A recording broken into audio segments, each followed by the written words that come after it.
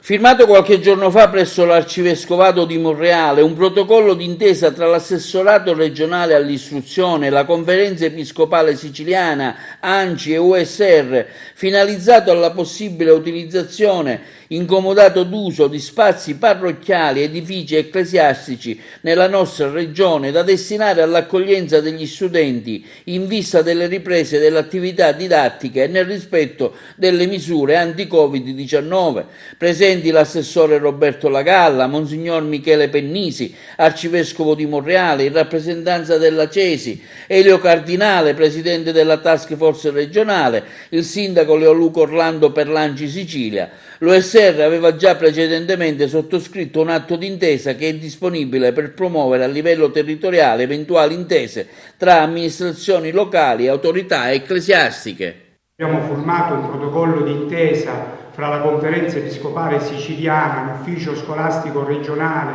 l'Assessorato Regionale all'Istruzione e alla Formazione Professionale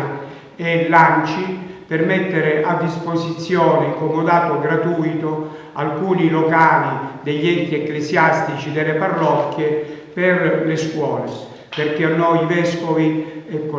la scuola sta nel cuore e quindi è importante mettere a disposizione questi spazi che saranno condivisi con le parrocchie per favorire gli studenti, gli insegnanti, le famiglie in modo tale che quest'anno possa iniziare in serenità con spazi adeguati. In realtà già negli anni passati ci sono state delle collaborazioni fra enti ecclesiastici e scuole. Questa collaborazione la si vuole incrementare, vista l'emergenza Covid, nella speranza che si possa realizzare sempre una maggiore sinergia